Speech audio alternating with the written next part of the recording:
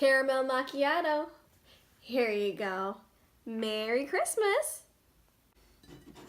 Okay. Go. Merry Christmas.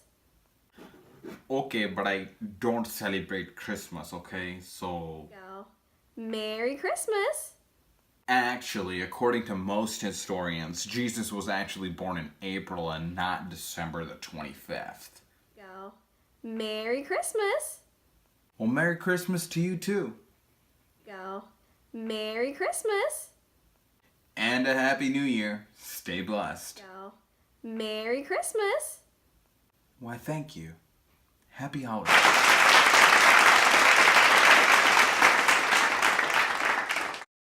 So it's the holiday season, but as everybody knows, not everyone celebrates Christmas. I love Christmas though. I really do. Like, I love the lights. I love the songs. I love the cookies. I don't know, I think the person who invented these traditions was really a psychologist who's like, people are getting sad because it's really dark and cold outside. Let's put lights up and sing jolly songs. Everybody will be happy. And I think it works. You know, people ask, like, well, do you celebrate Christmas secularly? Because for a lot of people, Christmas is not a religious thing. Yeah, for a lot of people, Christmas is, I culturally celebrate Christmas. It's American culture. If you want to say it's secular or cultural, then a form of assimilation, and how much do we want or need to assimilate? And of course, every Muslim family is on a different spectrum. We never did the tree or the stockings or anything like that. But what was actually nice growing up was Ramadan fell like right during Christmas time, like when we were in like 5th through 7th grade, like it was in December. So it was nice to have like, so the neighbor would send over like their Christmas cookies and stuff, and then we would be able to share like iftar, like, oh, like, you know, pakoras and samosas and stuff like that. So it was kind of really cool. Like, we had our own little tradition going for those couple of years. And I think as American Muslims, you can choose to, you know, assimilate into that tradition, or you can create your own traditions. Yeah, I mean, Muslims do have their own two major holidays. One is right after Ramadan ends, and one is the commemoration of the yearly pilgrimage to Mecca, which is Hajj.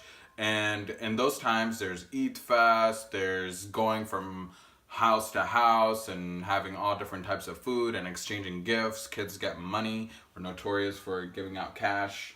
But that's the thing, though. Like, we used to be. I feel like over the last 10 years, maybe, Eid hasn't been as fun. And maybe that's because of the age we were at. We were like not kids, but not adults, and that's like kind of weird. So it's like, are people going to give us gifts because we're kids? Or are we supposed to be getting other people gifts? Now that we have Serena, I think for me, I'm more intentional about making sure that Eid and Ramadan are fun and have those traditions. I think there are plenty of people out there who make it intentionally try to make our holidays more enjoyable and things like that. But the biggest factor here is that we don't see Eid on the TV screen. We don't see Eid episodes. We don't walk into Walgreens and see Eid greetings cards. Wait a minute. We do. We're slowly infiltrating. About how do we, in America, as Muslims, make Eid fun, so much fun that our kids are not necessarily thinking about Christmas and why aren't we doing Christmas and being disappointed. But then how do we balance, like, do we create an Eid Santa?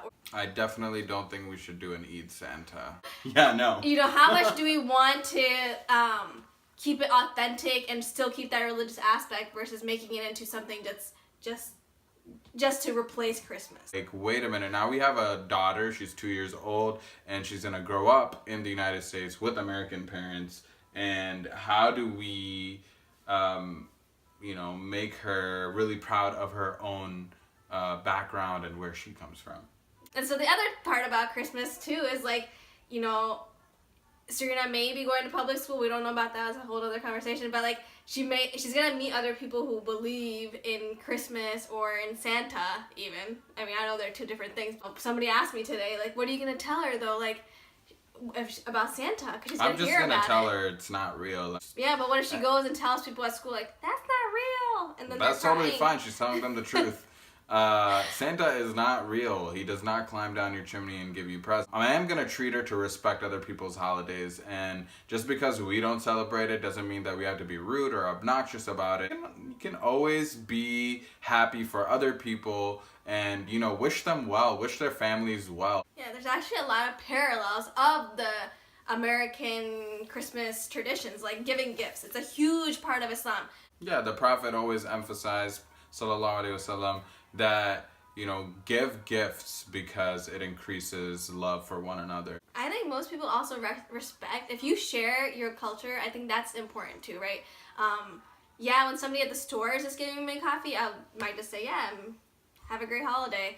I don't really know them, and may not have the time to explain what my life story is and what I believe. But people at work, you see them every day, and they literally are your second family because you end up spending up more time with them than you do your family. So it's super important to tell them how you feel and what you believe, and most people respect that when you're transparent with them. Even when I worked at Bonavista programs in Kokomo, Indiana, where there's not that many people of color, everyone did ask me, like, you know, do you celebrate Christmas? And they were a little too careful not to be offensive, but it was really nice that, you know, in this time when we have a multicultural American society, people are mindful of others, and people do realize, yeah, oh, you know, not everybody celebrates Christmas, even though the majority of people do. I mean, obviously we get Christmas off.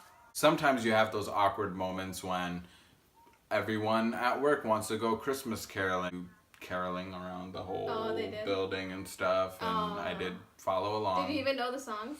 No, I absolutely do not know any Christmas songs. I know all the songs. Just attending that holiday Christmas party. Oh, Saeed, why weren't you there? You were missing. Were you sick? Yeah, I was. Did you really miss a day? I go to the parties. They're like the most fun part of Christmas. I think it's a great way to talk about what you do believe. It's a time where people are a little bit less threatened, you know, depending on what field you work in. You may not be talking about faith and religion. You just may know that somebody is of a different faith or non-faith that doesn't believe in something, but you may not ever have the chance to talk about it. But during this time, people are a little bit more open and asking questions. So take advantage of that, whether that's you asking questions or answering questions. Have you ever had any awesome or awkward interactions around Christmas and celebrating? Share with us and let us know some of those situations and how you got through them. So thanks for watching, and see you next time.